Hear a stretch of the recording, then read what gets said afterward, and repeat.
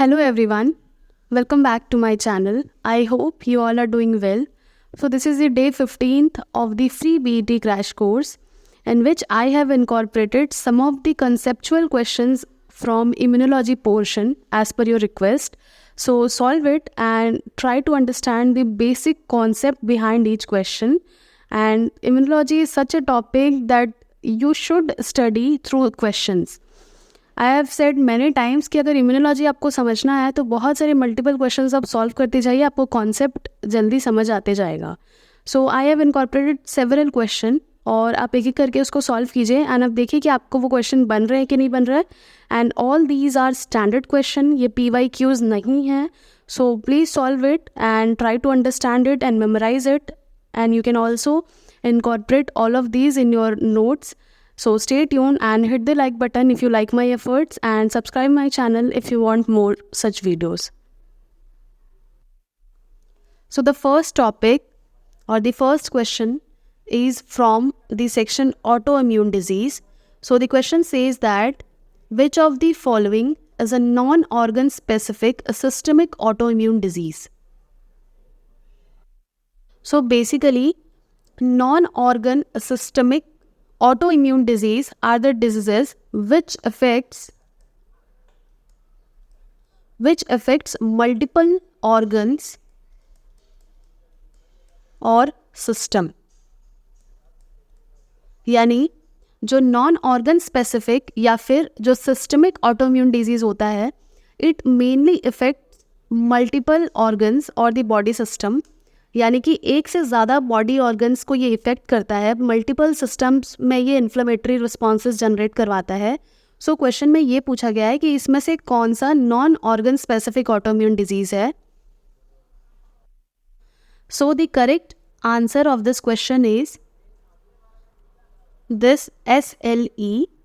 So the SLE stands for the systemic lupus erythematosus, that is SLE, and SLE is the non-organ specific systemic autoimmune disease which involves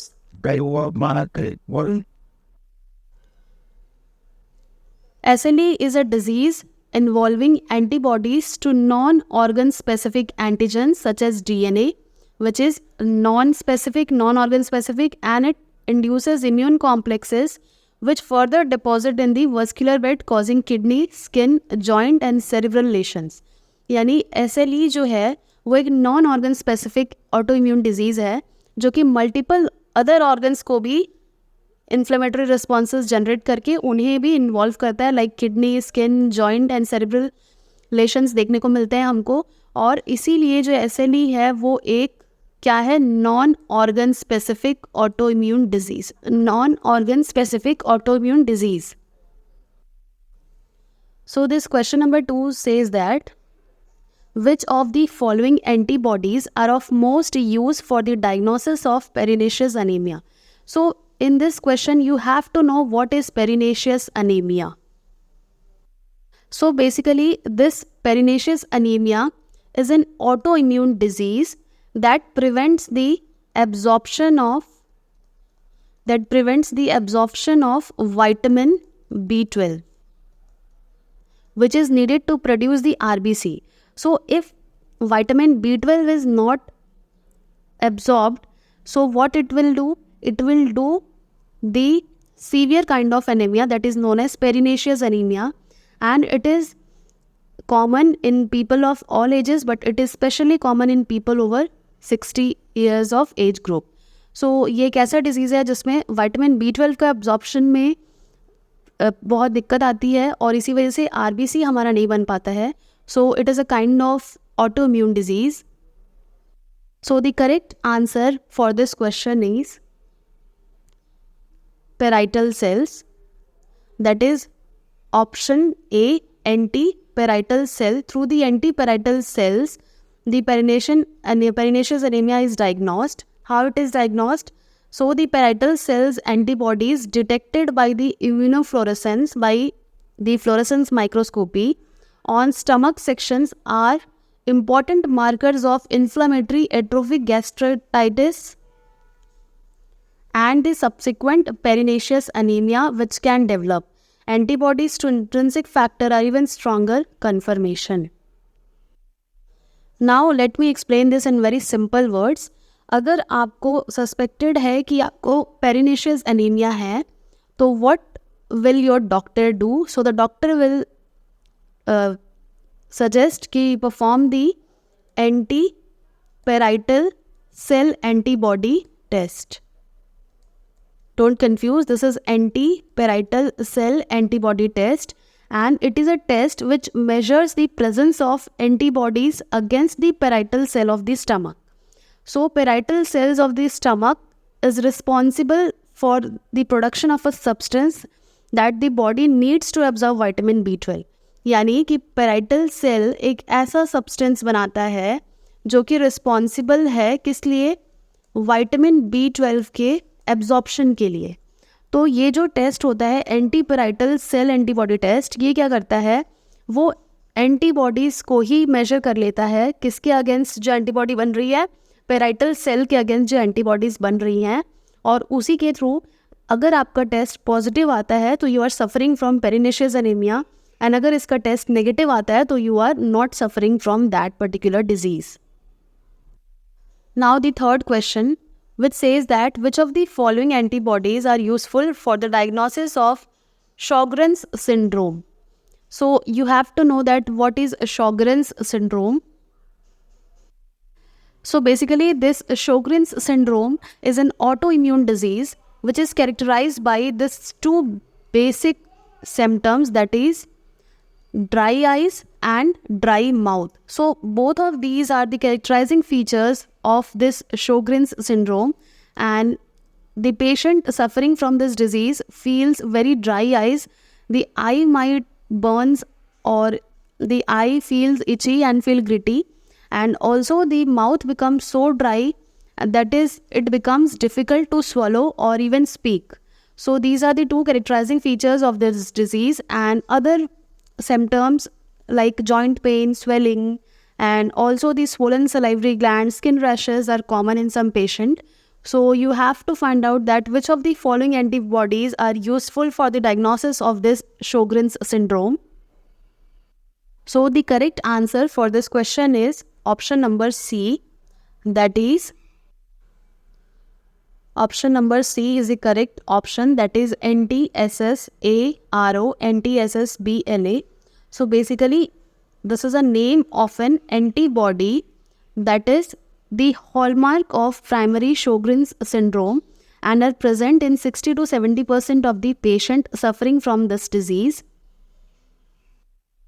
So this ROLA is an heterogeneous antigenic complex which is made up of 3 proteins, that is 52 kilodalton RO and 160 kilodalton RO and LA.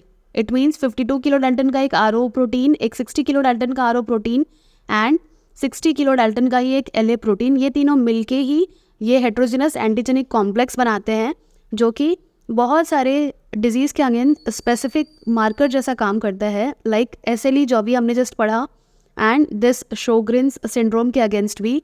तो अगर question आए कि ये जो disease है Sjogren's syndrome and SLE, उनका marker कौन है, तो आपको यही वाला चूज़ करना है. Now question number 4, which is the disease most frequently seen in association with pernicious anaemia. Pernicious anaemia के साथ साथ में ये डिजीज़ देखने को मिलती है, तो इनमें से कौन सा ऑप्शन है? So the correct option is option E, that is Graves' disease. So this Graves' disease is a fairly frequent organ-specific disease and it's often found in association with pernicious anemia. अभी हमने organ specific और non organ specific यानी systemic autoimmune disease देखा था, तो you can work out कि organ specific क्या होता है जो एक ही organ में confined हो जाता है, and organ non organ specific जो multiple systems को involve करता है. So pernicious anemia is followed by this Graves' disease, which is a organ specific disease. Now question number 5, which says that the beta chain of the Fc epsilon Ri is associated with which of the following mentioned option. So the correct answer is option number B. That is, the cytoplasmic domain of the beta chain is linked to the Lin protein tyrosine kinase, which is involved in initiating the series of phosphorylation-induced activation step, which ultimately leading to the release of mast cell mediators.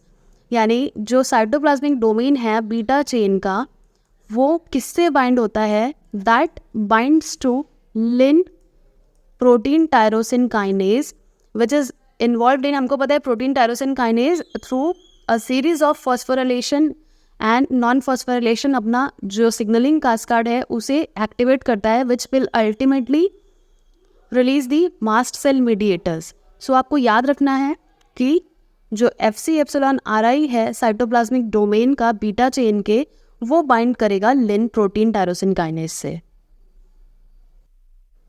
Now question number 6, which is related to hypersensitivity. So the type 1 hypersensitivity can be blocked using which of the following mentioned chemicals? So this type 1 hypersensitivity is also known as the immediate reaction hypersensitivity, which is an allergic response generated due to the re-exposure of the antigen.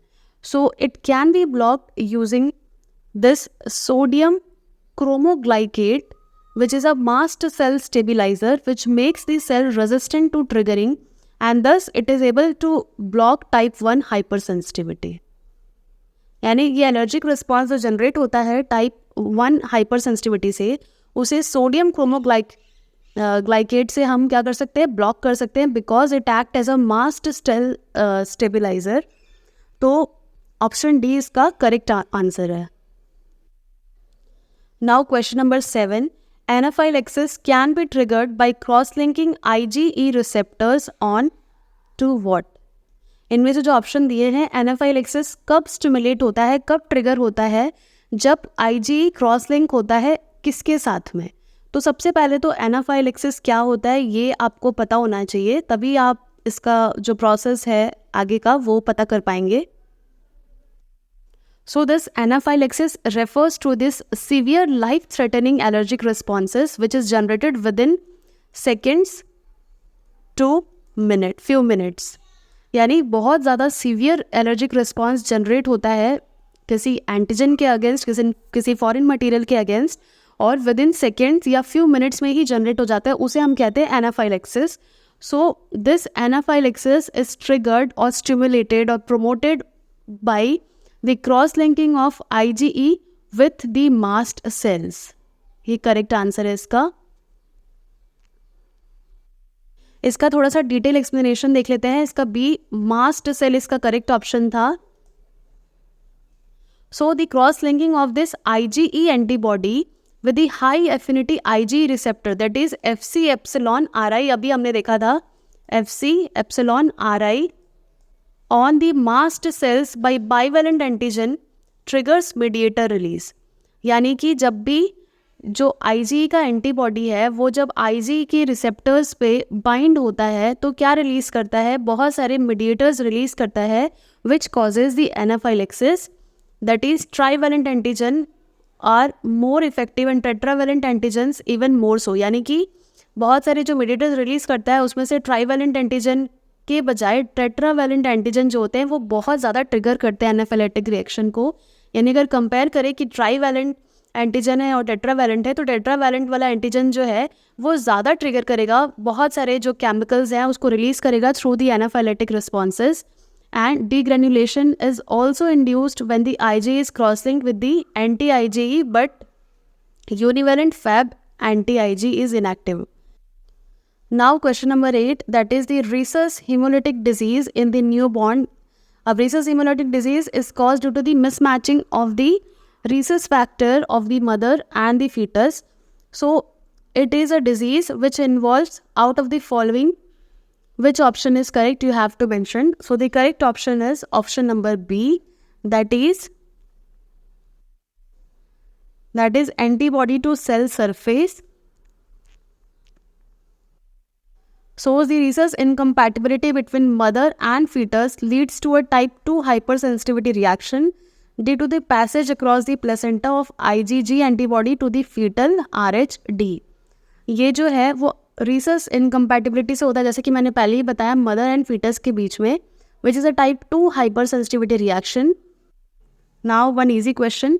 Type 4 hypersensitivity is often referred to as, you must be aware about the fact that type 4 hypersensitivity is also known as DTH, that is delayed type hypersensitivity. So B is the correct option. So type 4 hypersensitivity involves T cell recognition, and because of the longer time course of the reaction, this is sometimes referred to as delayed type hypersensitivity. अब इसमें T cell involve होता है, so the responses is sometimes delayed and therefore it is known as delayed type hypersensitivity. Now the 10th question, which major effector molecules involved in the type 4 hypersensitivity reactions are? इनमें से कौन सा type 4 hypersensitivity reaction को generate करता है?